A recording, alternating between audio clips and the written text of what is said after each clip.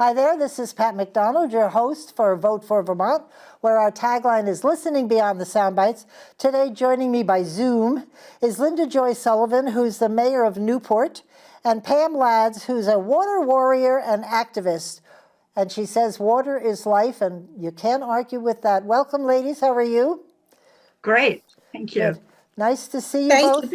Nice to see you. Thanks for having us. You're welcome. So let's just take some moments to talk about who you are and a little bit about your background. Linda, you want to go first? Tell us about you. Or I'll fill in the blanks if you want. No, I just had to click that unmute button so that you'd hear me and not my many pets. So as most people are aware, I was a former legislator for 6 years. I represented the Bennington-Rutland district. And then I served at that point in time. I started out on commerce and then went on to institutions, and I was appointed by the then speaker to be on judicial rules as well. And then Governor Scott appointed me as a commissioner to the Vermont State Housing Authority, commissioner on the Commission of Women, and also he appointed me as a member of one of the Vermont Transportation Advisory Council members. I also serve as the chair of the Northeast Kingdom International Airport Task Force, and I'm also on the board of Campaign for Vermont. Yes, that's us. Very nice, and we're glad you are a part of us. Thank you.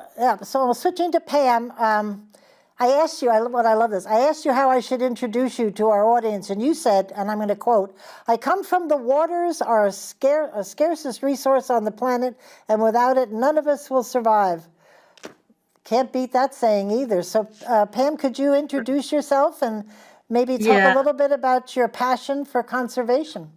Well, as you'll probably notice when you hear me talking, I'm not a local. So as one of those immigrants that somehow arrived in Vermont, but that was via Pennsylvania and New York, I combined all of my interests. I worked in healthcare and social work. So I come from a totally different background from Linda's. But the thread that ran through it was health regulation and water, because you can't have health without healthy water. So I've been a lifer health activist and a lifer water activist. But I grew up on an island where water was really important to us.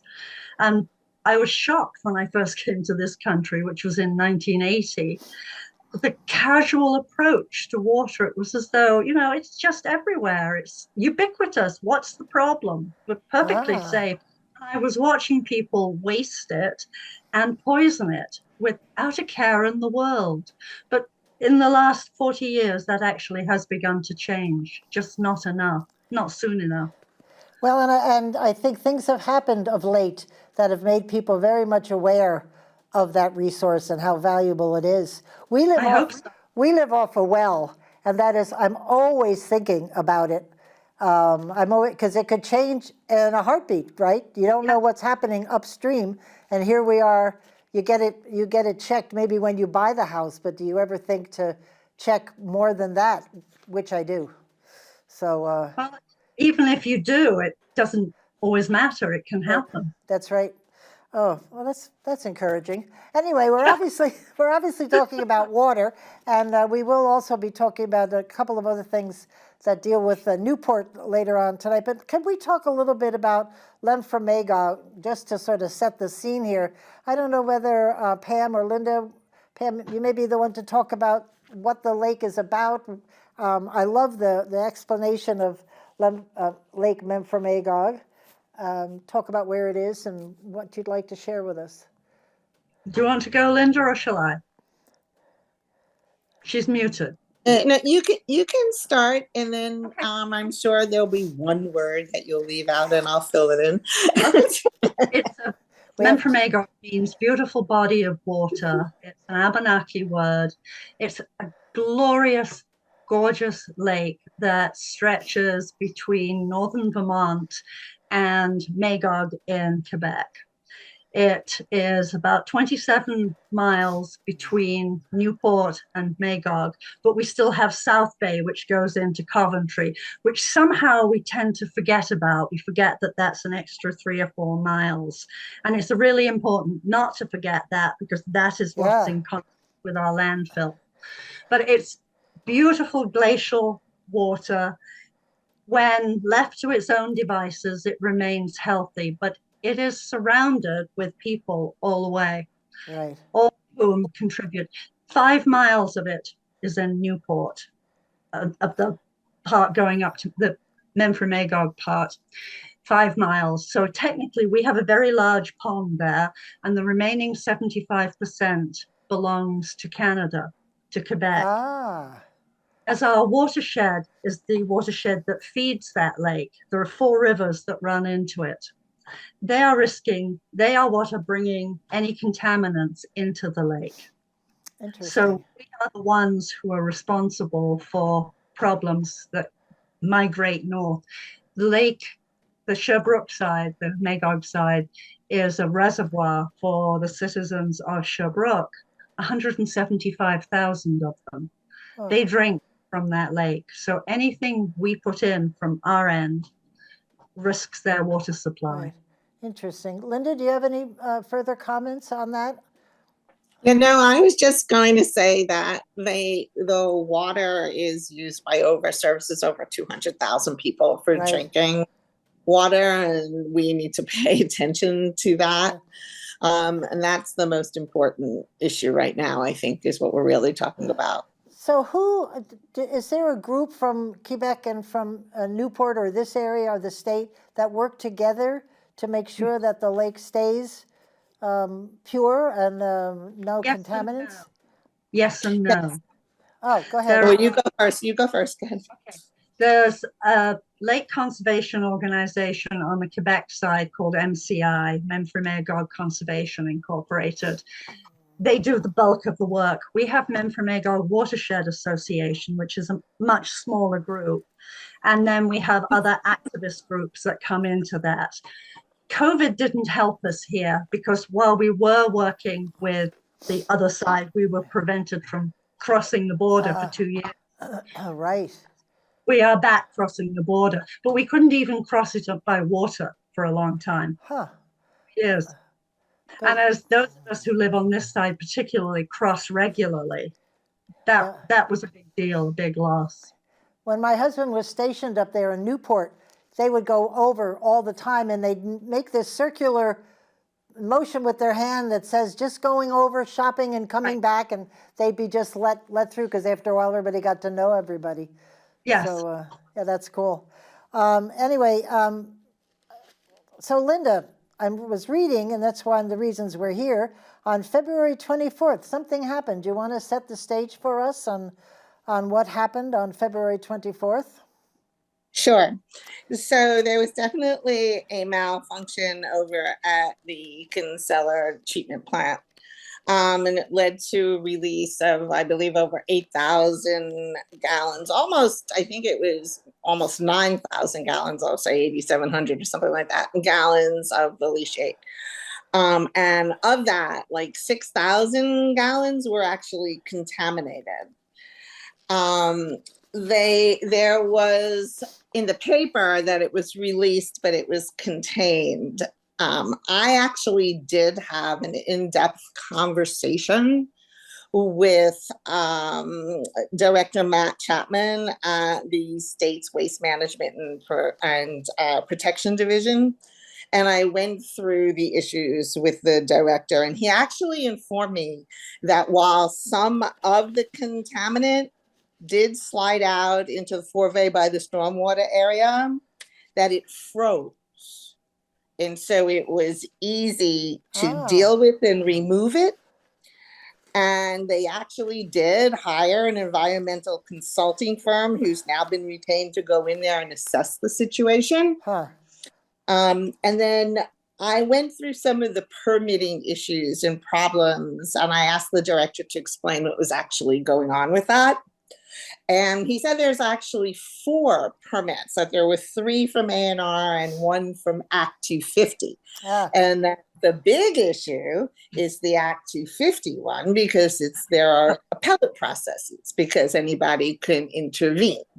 And so, according to the director, they're waiting for that appeal process to stop because the stormwater storage is being held right now in a tent, but there's actually a robust building that has been built that's heated to hold all of the contaminants. And because they don't have that permit, they cannot move it there yet. Oh, wow. And that will stop any of the leaks.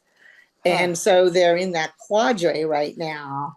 And, Casella, technically they're outside of our jurisdiction of Newport, but as far as the Vermont and the world should be concerned, I mean, this is everyone's issue. For sure. And so it's not like, well, this is my turf or this is your turf. Everybody needs to get out there and protect this. But the biggest threat, this was the biggest threat was like Lake Champlain, was the phosphorus issues. Right. And I went over that with the director as well. He's been extremely accommodating. He's made sure that I am on his call list and that he's going to actually meet me and we're going to go down there and look. That's great. Well, good Yeah, that they're watching. Yeah. Yeah. Pam, I wanted to ask you, Linda mentioned a couple of things. If you could help us define. Making my hair stand on end, actually, because. Well, could you tell us a little bit what leachate is? Because leachate the is definition. I'm sorry, the definition was more confusing than the word. It's the poisonous liquid that comes from rainwater and rotting garbage. Oh. And because a landfill is a great big hole. Right. And some of them have liners, some of them don't. But as the garbage rots there, this leachate, this liquid bubbles up. Lovely. It's removed because it's poison, deadly poison. I mean, it has so many chemicals in that it's sort of beyond belief. It's not just PFAS chemicals, it's all of the other things. But there are so many other concerns about this, quote, pilot project treatment facility that those of us locally opposed every step of the way. The idea of having a treatment facility on the shores of Memphremagog is absolute insanity. That is the last place on the planet it should ever be.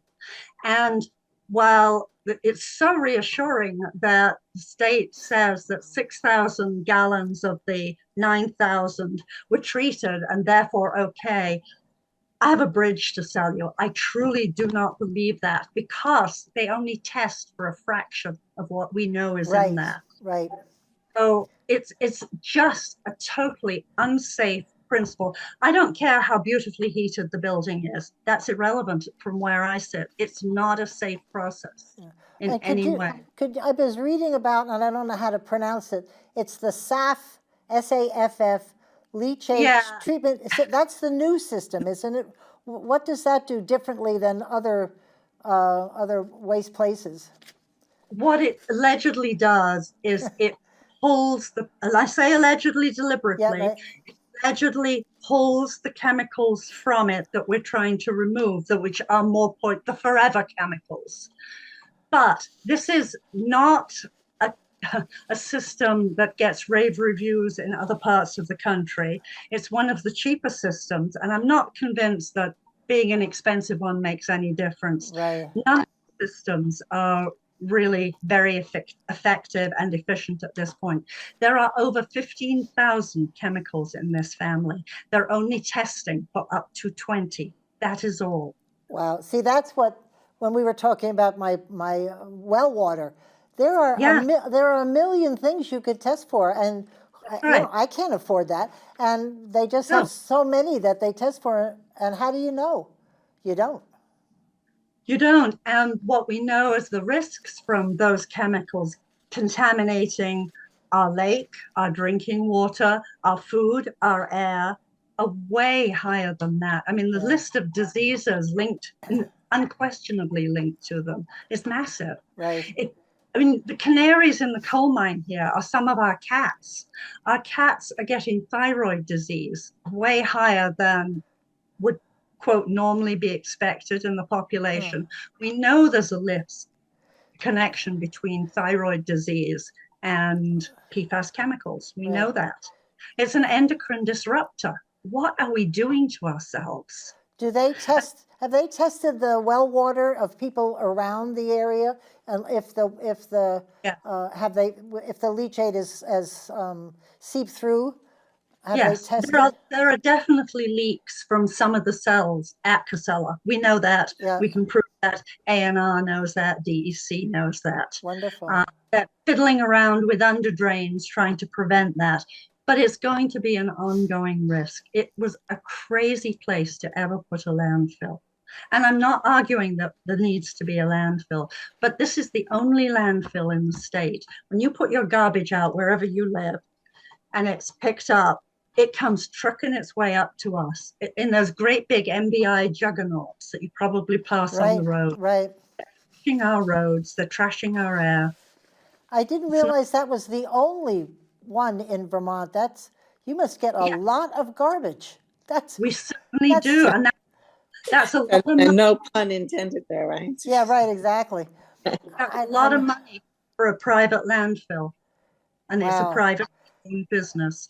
And he's doing what businesses do, and I'm truly not knocking that, because that's what businesses do. But their responsibility is to their shareholders. It's not to us who live and breathe the air, drink the water, eat the veggies that are grown on the soil. Well, and I know you're part of, and maybe not as active, and don't speak for them, but there is a group, which I love the name. It's called DUMP, and it's Don't Undermine Memphremagog's Purity. Correct. And they've been very vocal, correct? Rightly so, yes. Yeah. And they must have, in placing the landfill there, I'm sure the mayor of Newport, that office, and others must have weighed in. Nobody was home listening, or what happened? Well, you can't blame Linda. She wasn't there. Yeah, exactly. That's why I said the mayor of Newport. But you can certainly hold the previous one responsible in some ways, and certainly the previous city manager, who at that time were allowing Casella Waste to discharge thousands and thousands of gallons of leachate, to run it through our city system that couldn't possibly treat it and discharge it into the lake. And for that, they were paying $185,000 a year to Newport. Yay, good money, we thought. But that was high risk. But the leachate now is going to Montpelier, and it goes to Plattsburgh. And where it's... Well, could you back that up just a little? What do you mean it's going to? The leachate has to go somewhere. There's millions of gallons of leachate, millions. It is taken by trucks, big trucks, tanker trucks, to Montpelier, where it goes through their wastewater treatment system and is discharged into the Winooski River. It can't be treated for PFAS or the other permanent chemicals. They can't do that. It then winds its way down and dribbles into Lake Champlain. In Plattsburgh, which is a long haul for this leachate, it goes through their wastewater treatment and straight into the lake. So Champlain is getting as much of a bath as Memphremagog did. Wow, I'm sorry, I'm a little speechless, because when we ride by the Montpelier facility, you can smell sometimes the worst smell in the world, and if that's what you're dealing with in Newport too, that's no way to live. Yeah, you're right. And I'm going to let Pam really elaborate, because she really is an expert in this area. But when I went to visit some areas in Newport, you can literally, you get that smell. Yeah, it's disgusting. It is just horrific. And, you know, not only does your heart go out for the people who live there and have to smell it, you know, it's not just isolated. You know, it's like this permeating cloud that's going all across the city. And I doubt you get used to it. I heard that one time. No. And I said, that smell is so bad, you can't possibly get used to it. That's right. Yeah. And it's harmful. An odor isn't something that just hits your nostrils. It's in the air. It's in your skin. You absorb it. Yeah. And when we complain about it, we're blown off. We're told, oh, somebody will come out and take a sniff. Oh, that's helpful. Well, they can't buy that because it's moved to another neighborhood. Or we're told, well, you didn't really smell it. It couldn't possibly have come to this neighborhood. Really? Yeah, Hmm. right. Put that smell often enough to know exactly what it is. Incredible. Do you know what bothers me? I think Montpelier and I know Burlington, they have a certain, by law, maybe Linda knows this, they have a certain number of gallons that they can release Right. into the waters untreated, or what, they have a permission to do that, which always bothers me It should because, bother. yeah, I mean, It bothers that me as shouldn't be. well. That shouldn't be, right? I mean, you're, No, it should not be. especially in Lake Champlain, kids are swimming there. Right. Oh, I'm swimming there. I'm a swimmer. oh, there you go. Oh my God. I mean, part of my rage about this is I'm an open water swimmer. Well, and It's, they're forever closing Burlington beaches because of the water. yeah, And like you said, you can test it one day and it's fine, but two yes. minutes later it could not be fine. And as the climate changes, we're getting far more of the cyanobacteria blooms, way more. They Oh, were really? way earlier last year than they had been previous years. If it continues as warm as this year, it'll be the end of May when we start getting blooms. And the water's wow. toxic then, you can't go in. Yeah, because it's the warmth that makes Yes. it grow. Yeah. Yeah, it just Wonderful. bounces up from the bottom. What is the answer? I really want. What is the? How can we fix this? What would you like to see happen, both of you? Do you want to start? I've got a lot to say. No, I mean, we are asking for a miracle because that's, we can't just snap your Right. fingers overnight and fix this. But we do need to make sure that it's condensed. It's less and less and less, not enhanced. Okay, so you don't want to expand the dump. You Yeah. want to minimize the dump. You want to find areas where, I mean, we need a dump, but it doesn't need to be here and on the water in a tourist area where people Right. live and play. Where Okay. where the lake is an attraction. Exactly. Right. So you're saying, come on over, step in. It's like one of those Alfred Hitchcock movies, Right. come on in. And then I dare you. right. And so we need to figure out how do we get a business to become not only owning up for their shareholders, but they still do have a responsibility to the people. Right. Regardless. I think that's the number So one. there has to be a sensible sit down and there has to be heavy discussions. And I think, sadly, this leak is going to open up some discussions. And, I'm the new mayor and I've already started to reach out, and I'm going Good to for start you. having discussions. You don't want this to just continue. It's like, okay, we fixed it, move on. They got a permit, they're going to move, and it's fixed. We need to address it. I'm not an activist, you know that, and I will sit down and logically and work it through, but I will address it. Good for you. Do you know, and I'll say, Pam, one of the things I read from Dump is that the system is operational 24/7, but is staffed only 8 hours a day, 5 days a week, and 2 hours on the weekend. And this leak occurred on a Saturday. Right. So I think there's a good place to start right there. Staff it up, people. Well, that's Yeah, one. you can't have gaps. There's no gaps. You need to rid of all the gaps. Right. That's one place, but the other place, there are two other main places. Casella and his tip are one thing. The other place is the manufacturers who are sticking PFAS chemicals in everything, like your dental floss. That's lubricated. Anything that requires lubrication is PFAS chemicals. Pesticides are now further contaminated with PFAS chemicals because they make them stick longer. So if you've got a dog and you're walking somewhere where they've sprayed pesticides, they'll tell you it's gone in 24 hours. That is no longer true because pesticides are now contaminated with PFAS, and your dog can be poisoned for the next few weeks. Wow. It goes on and on. PFAS chemicals are everywhere. They're the waterproofing in your clothes. They're the waterproofing in your shoes. It's not necessary. The manufacturers have a massive responsibility here. And instead of letting them off the hook and bringing us down to the end user, we should be targeting the manufacturers. Linda, Pam, could you spell that for me? I'm not Which piece? PFAS? Yes. FAS. That's just oh, I see. Okay, thank you. Yeah, I was trying to write a note, and I'm like, what is that? It's too long a word. Sorry. The other place where we really have to be pushing, and this can be both as a logical person or as an activist, and frankly, I don't think the two are inseparable, is the Agency of Natural Resources and the Department of Environmental Conservation. They have abdicated responsibility for this. We have had meeting after meeting with them, and they shrug. And it's really sad because we've watched people over the years join those organizations as good environmentalists, people with lots of training, and then they get squished down to just being a permitting agency. That does not solve the problem. It is their problem to find a new landfill site. It is not ours. It is not acceptable. Right. Oh, here's this landfill site.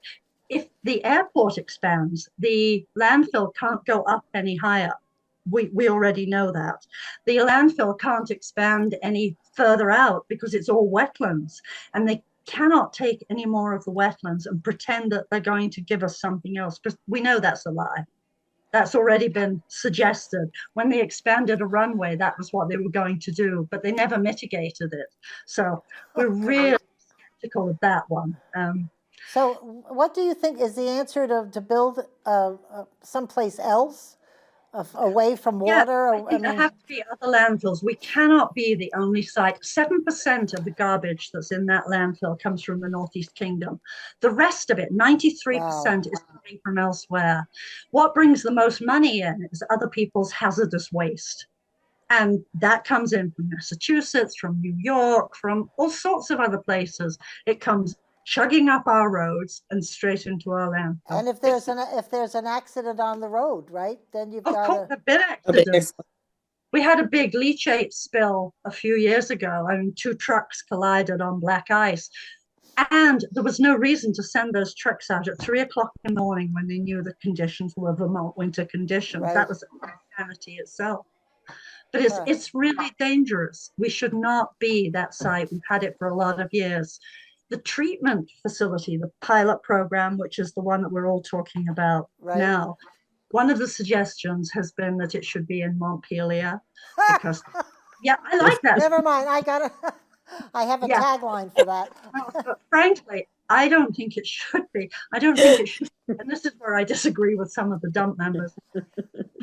I don't think it should be anywhere where the end result is going to be discharged into any body of water. Right. Cannot afford to sabotage any water anywhere in the world. Well, and what kills me, you're mentioning it goes into Lake Champlain. We are inches away from the federal natural resources people coming in and taking over, fixing our Lake Champlain, and that will cost us a fortune. But we keep nibbling at it and not fixing it. Well, then, in that area, wake up, smell the leachate. Smell the leachate. Well, at least I know what to call it now, so there you go. So, Linda, I want to wrap this up because we only have another half hour, and I wanted to talk about the international airport and ethics. So maybe you and Pam could wrap that up and tell us what we can do. What can we do? Yeah, so I do want to say that there is actually a joint stewardship on the environment with Canada and the United States. And I think that's really important for people to understand that our countries actually do have a history of effectively trying to work together to protect the lake and come together and make decisions. There was actually an international joint committee put together, and it was not only to regulate the height of the water, the quantity of the water, but it was also to regulate the quality of the water. And they have studies that they're doing. I know they spent over $10 million several years ago. And so there is a joint effort to figure this out.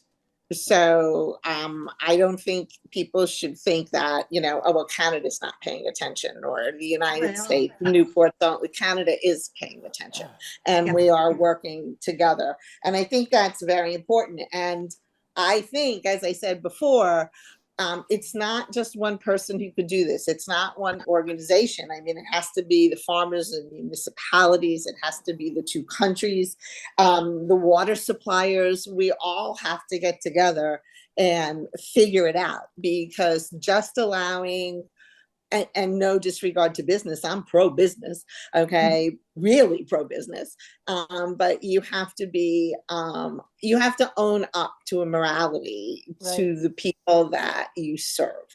And so we have to sit down and we have to figure it out. We have to find a place that people will not be harmed. And we can't do it. One person can't do it. One organization can't do it. I would also, and we can't stop making noise. I think the animals, we didn't talk about the animals, but the birds. And I worked years ago, don't yell at me, Pam, but I worked for a chemical manufacturing company. And when I would go to the plants, they'd have these open pits of treatment water, and each pit was lighter than the next because they were getting out the chemicals. But if the birds would fly too close to the whatever you call it, the spray coming up, they die. They fly over it and go plunk, and that'd be it. And I thought, good Lord. But by the time it was at the last holding tank, it was clean, so they said. And we went into the rivers down in Louisiana, and we've heard about what happens downstream from there. That was my company. But watching the birds who had no clue, just flying over and never made it to the other side, because they die. And I'm sure it just, I saw that happen, and I was trying to be a good company person, but I just was like, what, are you kidding me? This is ridiculous. So you must see that up there, I would think, animals. Well, we don't see birds flying over. No, that was pretty dramatic, but you have fish with leisure. Just an occasional bird coming up from the house. We have a kind of brown trout that has a particular kind of melanoma, and it's only in this area. And we know it's because of contamination. We can't prove where the contamination comes from, but it doesn't matter. We know it's contamination. Right. The state knows. I was reading about the contamination in Lake Memphremagog. I can't even say it. Lake Memphremagog, sorry. And it's not good. No. It's not where it should be. So, and that's sad for visitors and tourists and the economy, et cetera, et cetera. And I'm sure Canada is just as worried, because they're on the other side, and whatever happens on our side happens on their side. So, and certainly those who drink from the lake are finally getting really fired up about it, which is wonderful. Yeah, that's good. That's what will get our legislative bodies to do something constructive, because it's going to have to come from ANR and DEC eventually. Yeah, you've got a good legislative group up there. They should be, they should get them to speak up. Denial is a wonderful thing. It's not just a river. Well, it may also be just not quite understanding to sit down and have this kind of conversation. And I did research for this show, and I was like, whoa. And I've had some, as I mentioned, some experience in the past. That's scary stuff. Yeah. I also think that we have our legislators, but our two legislators are in the minority party. Right. So they can be just so influential. They can have a seat at the table and bring up a discussion, but they're not going to have any influence on voting or making anything really happen there. It's the supermajority. It's way out of control. And when you have a supermajority who wants to just push it on rules or push it on this committee, it's not going to get done because they don't want the responsibility. I think there's got to be a groundswell, grassroots effort, as they say, which That's sounds, exactly right. yeah, That's no, I where get, it comes from. It's where all change happens exactly. initially, I and agree. then people get on board. So Well, that's why I say activist and legislator can come together. there you go. Well, I wish you luck. I mean, I don't even wish you luck. I wish you success Right. because we need to fix it. So, Linda, I wanted to take just a few minutes. Tell me about, wanted to talk about the Northeast Kingdom International Airport. Could you talk about Sure. that a little? I can. Pretty much, I think that the Northeast Kingdom International Airport should be the focus. I mean, we're here, we've got Canada, we can have Massachusetts coming over. We finally got the longer runway put in place, and now we're actually getting a larger terminal, which is very exciting. It's not as big as we would like, but it's a start. Yeah. And that's supposed to happen in 2024. The bids are going out for getting the construction project going for the stormwater infrastructure, and then they're going to start building the new terminal. We're actually tying the airport right now with what's going on in downtown Newport for the eclipse, because we've been told that we're going to have 10 to 12 planes already flying in.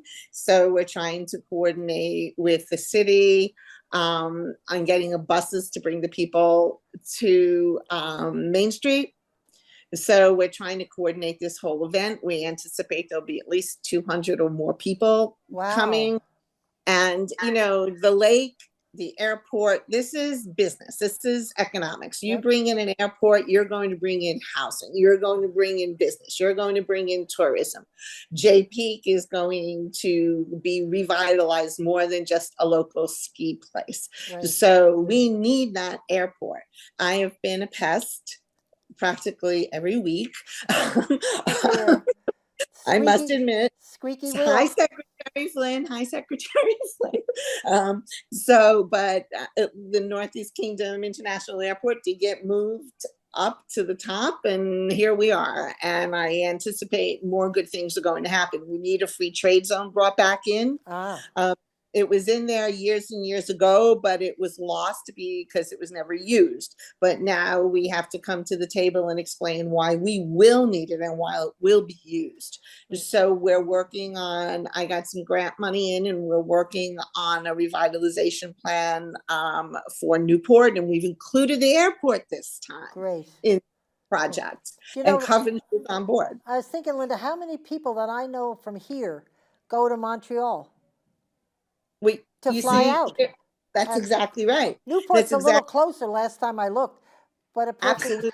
Yeah. And who wants to fly to Burlington and then drive all the way here, right? When you can just land here. Look what happened in Rutland, right? They have their small airport. They finally got it together. You come from Massachusetts and you took your plane out of Boston and you went to Rutland. Yep.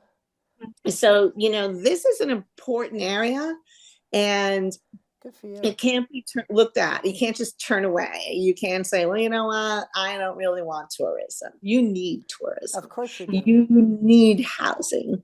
And the way you're going to get, it's going to open up jobs. Yep. And if we can get a pilot, like an anchor over at the airport, we're golden. That's great. So who are you? Not the dump. Are you looking at transportation? Is that who you're talking to, or yeah, I'm talking to Secretary Flynn, who's actually been wonderful. He has actually been wonderful. Great. Everything I asked him for, he's been going out of his way to get me the answers. They've helped me identify grants in the federal area. Right. So we have a task force now that's being put together and working together. And as I said, I'm now on the council, the Transportation Council. Great. So they can't get rid of me right now. There you go. Well, my pitch has always been, we have 11 airports in this state, and this state does not need 11 airports. You pick the ones that, like Newport, like Rutland, and maybe my little one in Berlin, which we have the capital right there. And then put the money in those airports and use the flat land in the other airports for housing.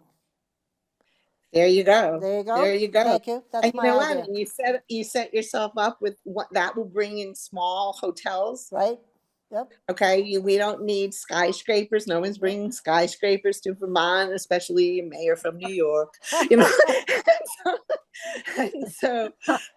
but we do need hotels and we do need accommodations. Like just for the eclipse alone, everything's booked.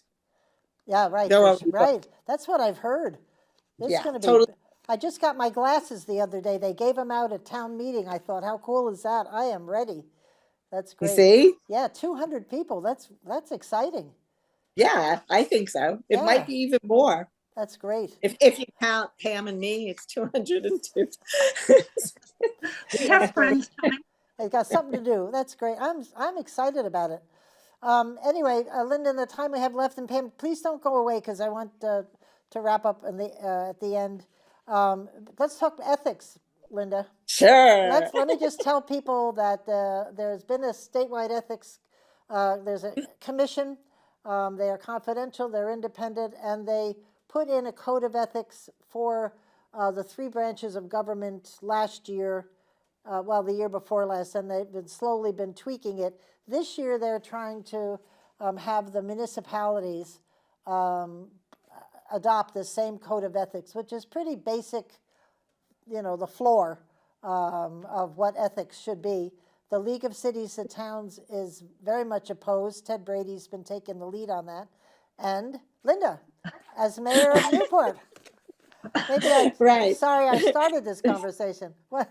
Go ahead. Right. So, so I do know Campaign for Vermont's all for this, and I think everybody should have their position, but you should listen to me. No. But my concern is that this commission has not proven itself.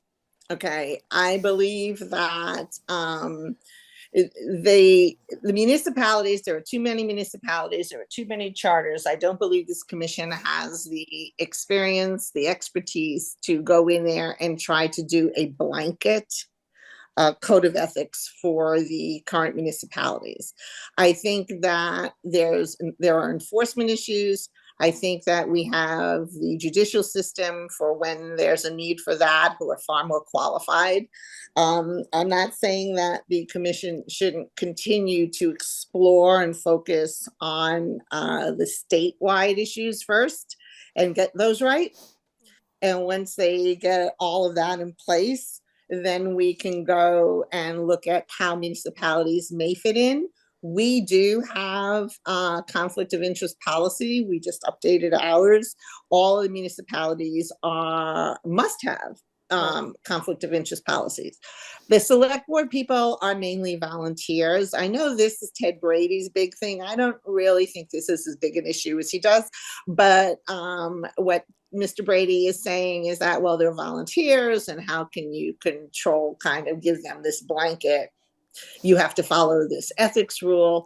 I think the point that's being missed, and I think that maybe Pam will appreciate this, is that the ethics also ties into enforcement of our public records requests. We have a serious problem. I am all about the most transparency you could have for public records requests, but you have hecklers and attorneys and people who know how to play the system who will have nothing better to do than go to municipalities and ask for every record, even if it's an email that says, how many times did you pick up the phone today? When they're trying to put together alleged lawsuits against the city.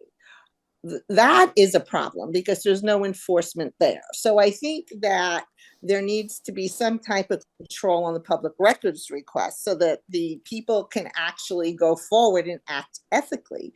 That type of activity is forcing municipalities, which are usually small, okay, to say, wait, we have issues. There's always going to be a conflict of interest. What you really need is the municipalities to be able to figure out what is the mechanism for the municipalities to decide how to deal with and possibly cure that particular conflict of interest. And if they can't, then declare it a conflict of interest.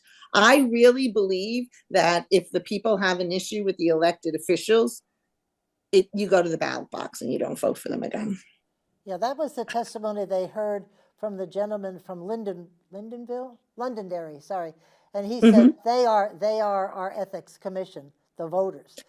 Yeah. First of all, and I'm not going to get into an argument here. We're going to No, go right ahead. I love to argue with I you. think because I've been very active in my town for years, and there's the same 10 people in my town that do everything. So there's got to be, there is a conflict of interest with a lot of the people that, because they're the ones that volunteer and they're interested in the town. I think, like, if you have a policy, it should stay in place. There's nothing in having this basic ethics policy that should change your policies. That's just like when the feds pass a law, you can make it stronger, bigger, better. You can't make it weaker, and this ethics is so basic. I mean, I think the three of us could write it ourselves because it's just so common sense about what is conflict of interest and what isn't. Colchester testified in the House GovOps the other day, and they have 13 out of their 26 policies that have ethics components in it. And they thought they were going to have to throw everything out, and no, they should keep that. The one thing you mentioned was enforcement, and that hasn't been dealt with yet. It's really more education and awareness.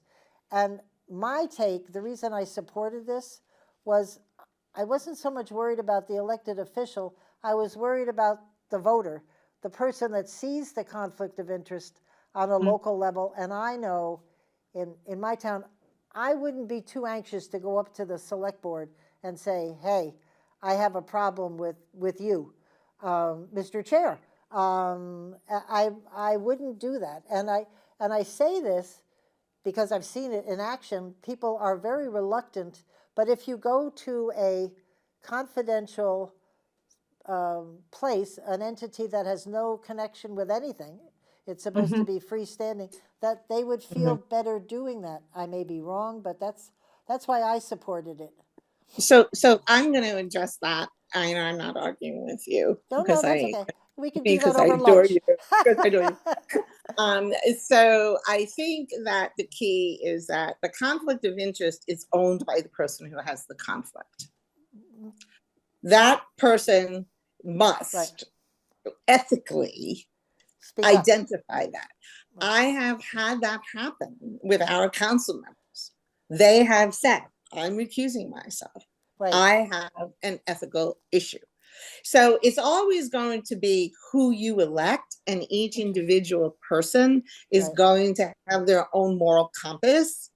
Okay. My issue with this very vague commission, there's no oversight there. No. Who's okay? And that's my problem. And who decided to put them together? Our wonderful conflict of interest bearing legislature. Okay. So if you go to the source of where this comes from, we have a conflict of interest just from the thought of having a commission. So that's my problem. Remember, I was up there for 6 years. Right.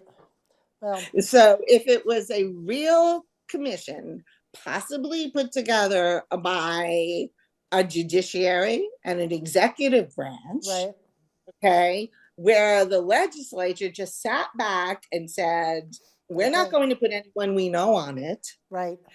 They're not going to change charters because we're also going to change districts so we can control the voting.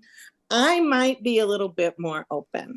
But until that happens, I have to say, nah, not in my backyard. Interesting. Well, I know Ted was talking about maybe in time, and as you said, maybe once the commission gets its feet wet and has quite a few under its belt. Who enforces the commission? I mean, exactly. So who's the oversight? But all right, but seriously, if you need we've created a few of those, I think, speaking of the environment, people that stand on their own, and that's hard to where would you put it? Not under the governor. I mean, where Well, would you but put it? here's the thing. We have judges, they have an oversight. We have lawyers, they have an oversight. CPAs, they have an oversight. There are regulators who Right. come out and oversight. Right. So we need a governing oversight board, because otherwise it's going to be, hey, you know, I know Susie on the board and I don't like Pat, and Right. I'm going to file my confidential, keep Pat out there until her next campaign. Right. And that's a problem. Yeah.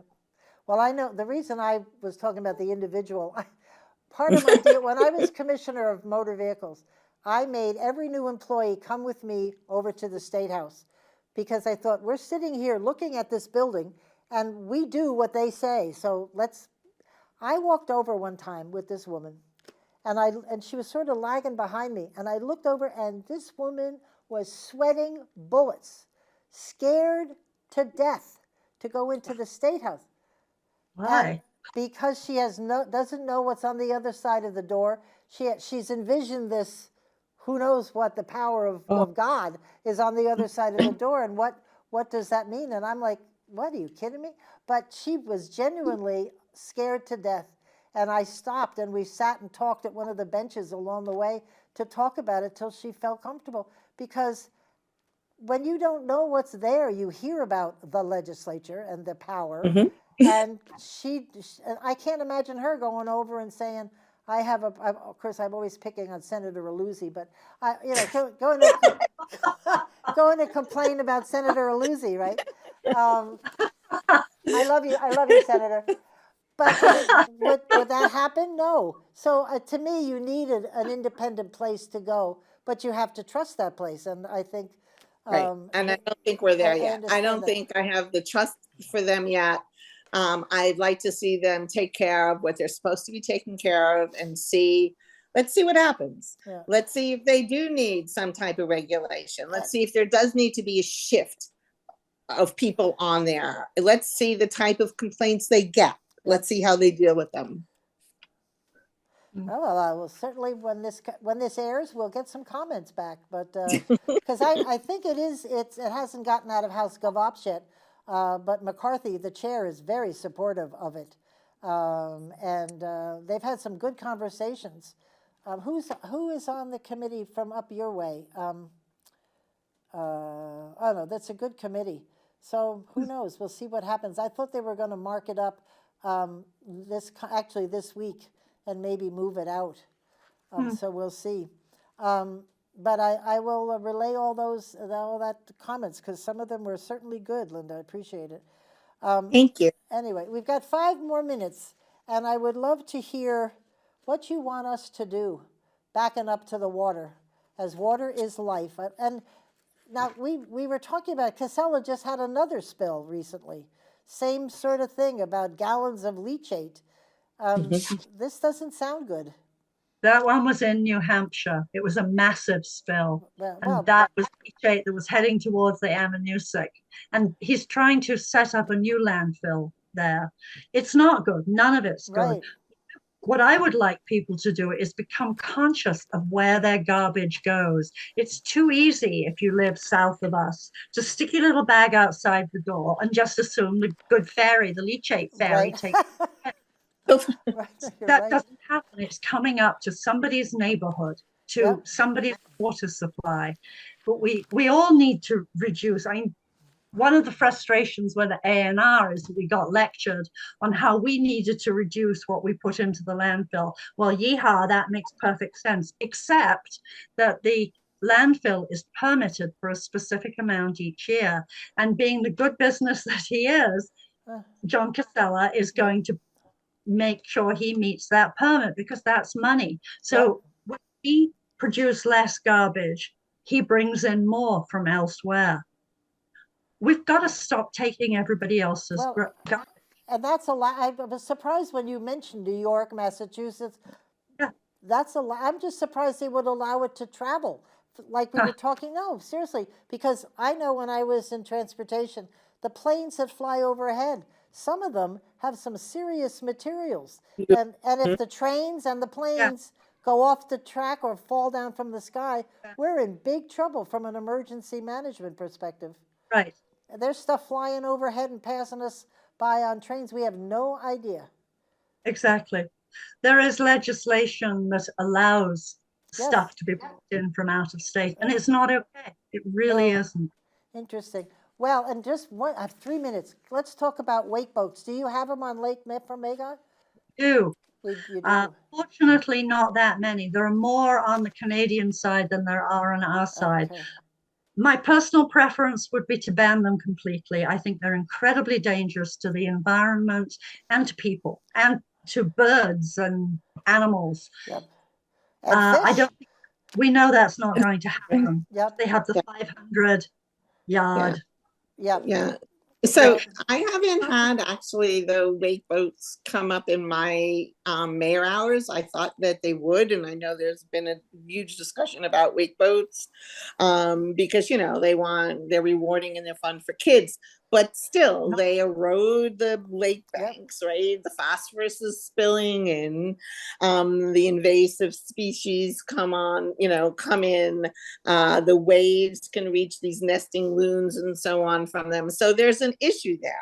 And it also makes it unpleasant for the good recreational sports such as paddle boating and kayaking. And so I'm anticipating as we get a little bit closer to the warmer weather that when I have my mayor's hours, people will start to bring these issues up. You won't, and I can tell you why. Why? Because where the wake boats come in is in Derby Bay and Newport Center. Newport, because our piece of the lake is too close to the shore, that's not where the boats start off. They take off in Derby Bay, they take off in Newport Center, across from us. So we don't experience the wake, but anybody living on the periphery up there, they're the ones that get it. Those of us who venture further out in the lake, because I go the full length of the lake, we're the ones who are at risk. It would be pointless coming to Newport. That's why there's been so much action with the state about it. Right, but I would think it's still the spillage is still going to, bring people's awareness up. So, I mean, you can't just say, well, this little section doesn't affect me, so I'm not going to talk about it. Well, I've been involved with this, what is the name of, Responsible Wakes? Yes, I'm a member. Oh, are you real? Well, they were wonderful. I did a video with them, and we had a lot of clips about wake boats that we edited into the show. It was amazing. It was very disturbing. What is the name of that group? I said it wrong. Responsible. For Responsible Lakes or something. It's a wonderful name. I love it. But I listened to the public hearing that A&R had. There were hundreds of people, hundreds, 300-400 people on Zoom listening. So there's a once you've been hit, you don't know until you've actually been hit by one of those wakes. And the boats are so high up in the water, they can't see. Right. And you can't drain them out for transporting whatever from leaves and stuff from one lake to another. It's really bad. Anyway, thank you very much, Linda Sullivan, Mayor of Newport. Thank you. And Pam Lads, water warrior and activist. Thank you both. Thank you. We will be in touch.